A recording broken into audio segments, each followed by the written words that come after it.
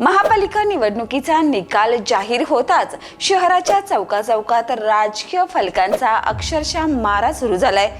विजयाचा आनंद व्यक्त करताना काही विजयी उमेदवार आणि त्यांच्या समर्थकांनी मर्यादाचा विसर पडल्याचं चित्र सध्या तरी दिसत आहे। विशेष म्हणजे या फलकांमधून केवळ आनंद नव्हे तर पराभूतांवर टोमणे, उपरोध आणि थेट आव्हान देण्याची भाषा अधिक ठळकपणे समोर येत आहे।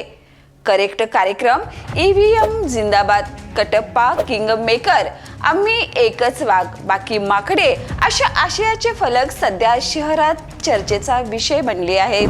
काही ठिकाणी विजयामागे ईव्हीएमचा हात असल्याचे सूचक आरोप करणारे फलक झळकत असूनही काही फलकांवर सिनेमातील पात्रांचा संदर्भ देत राजकीय कट कारस्थानांची कुजबूज उघडपणे मांडली जात आहे।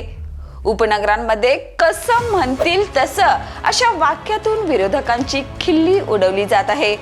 विशेष बाब म्हणजे केवळ विजय मिळवलेलेच नव्हे तर पराभूत उमेदवारही राग, नाराजी आणि असंतोष फलकांच्या माध्यमातून व्यक्त करत आहेत। काहींनी स्वतःला परमनंट नगरसेवक म्हणून मिरवलं आहे तर काहींनी विजयी भव अशा घोषणा देत आगामी राजकारणाची चाहूल दिली।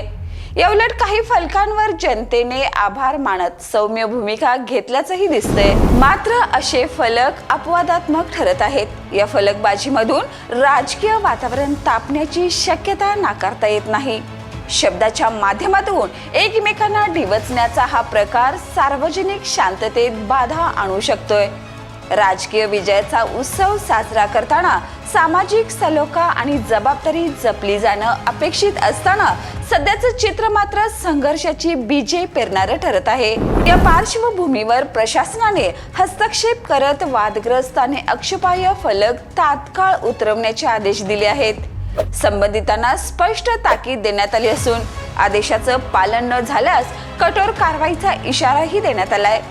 लोकशाहीतील विजय हा अहंकाराचा नव्हे तर जनसेवेची जबाबदारी स्वीकारण्याचा क्षण असतो। शहरातील फलकबाजी ही राजकीय परिपक्वतेची कसोटी ठरत असून आता नेते आणि कार्यकर्ते या कसोटीत कितपत उतरतात याकडेच सर्वांचं लक्ष लागलंय। याने अशाच ताज्या अपडेटसाठी पाहत रहा तारा न्यूज।